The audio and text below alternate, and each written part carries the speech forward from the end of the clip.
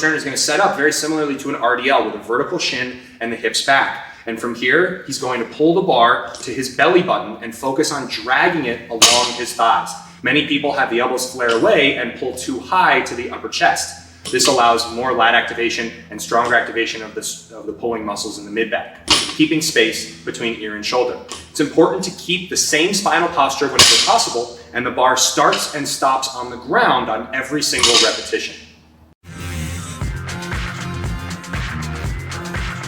Exercise 1 of our lunge movement pattern is a dumbbell split squat. Now, a split squat is just a stationary or static lunge. So it's a really good place to start when we're getting comfortable with this movement pattern. So before we ever even pick up the dumbbells, I'm gonna have Bryce start to get into his split stance position. Now, he's a bit more experienced, and if you're not sure how far front to back your feet should be, a nice easy way to get started with that is get set at a distance where we're very close to a vertical shin. If his feet are too close together front to back, you'll notice that he'll have a much more angled shin position. So find that vertical shin. This setup is going to be good. And something Coach Bryce did naturally, he started with his feet hip width, and they remained roughly hip width as he got into position. So that's just another thing to note. So he can go ahead and pick up his dumbbells, and he can go ahead and start at the top. From here, envision pointing this knee straight down to the floor. Right, it's gonna help us maintain that vertical shin, and he's also got an angled torso. A neutral spine, but an angled torso is going to allow us to preferentially hit the muscles surrounding the hip a little bit more. The last thing I wanna talk about is his foot posture. Coach Bryce is purposefully a bit toe in with the front leg and heel out with the back leg. A cue that we like is that if he was wearing skis, they would be intersecting. By having this position, but then at the same time, driving this knee out and allowing it to track over the pinky toe, we're able to stay very stable and make sure to protect the joints involved as we load up this movement.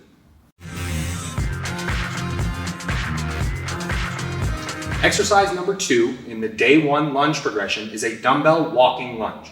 Now, it's important to note that for any lunge or unilateral exercise, the reps listed are per side. So if you see 3 sets of 8, that means 8 reps on the left leg and 8 reps on the right leg for 16 total. Now, in this variation, Coach Turner is going to be walking forward, but there are some bad habits that occur when we perform walking lunges. Typically, people will keep their feet too close together and try to cheat and lean back onto the back leg. We want the front leg to do the majority of the work, and there are 2 things that can really help with that.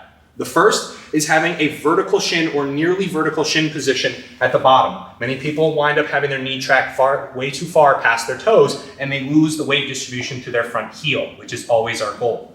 We can also perform a slight hinge. This will allow us to stay over the front leg and take a lot of stress off of our low back while also prioritizing the glutes and muscle groups that cross the hip.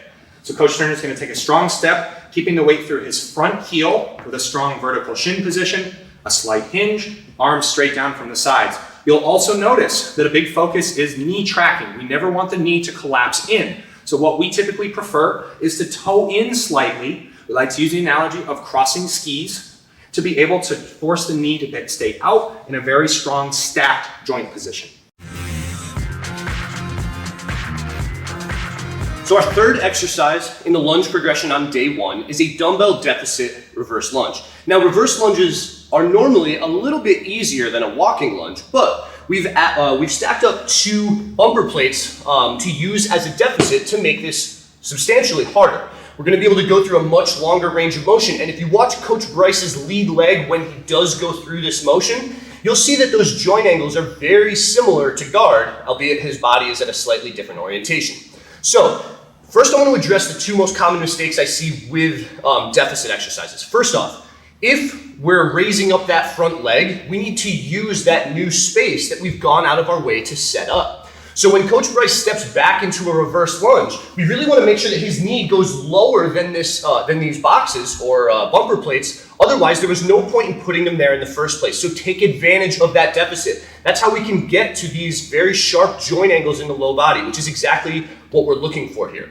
The other mistake, go ahead and stand back up, is that we sometimes will put too much weight on the back leg, right? If we're distributing our weight back. So a way that I like to really troubleshoot that proactively is before Bryce steps back on his first rep, I like him to sort of flamingo for a second and get used to distributing his weight on that lead leg as he then hinges from the hip and then reaches back with that leg. And the dumbbells actually indicate his weight distribution very well. If they're hanging down from his shoulders, we should see those dumbbells pretty close to that front leg. If we see those dumbbells really drifting back, that's an indication that his weight is too far back and there's no weight on that lead leg. So really be sure to emphasize the weight on that leg. Keep those dumbbells close to the front leg.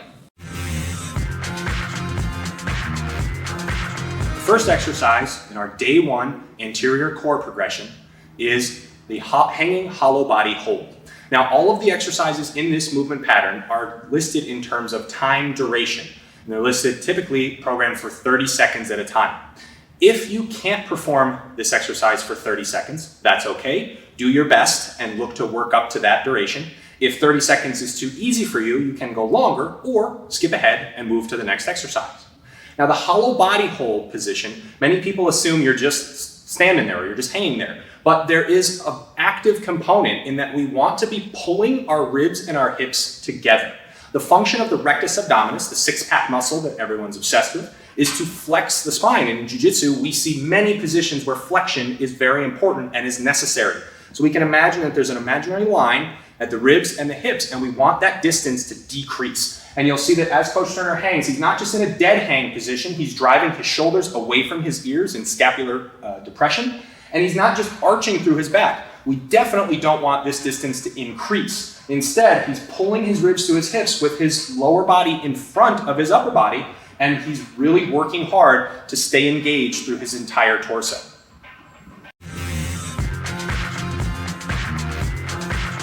So exercise 2 of the anterior chain progression on day 1 is a hanging knee tuck. Now, just like every other progression that we've gone over so far, there's a lot of overlap. And just like on the hanging hollow body hold versus this one, our overall focus is that distance between the ribs and the hips. Now, the main difference here is that we're going to actively be moving through repetitions. On the last one, you were attempting to hold it for 30 seconds and maintain that position isometrically.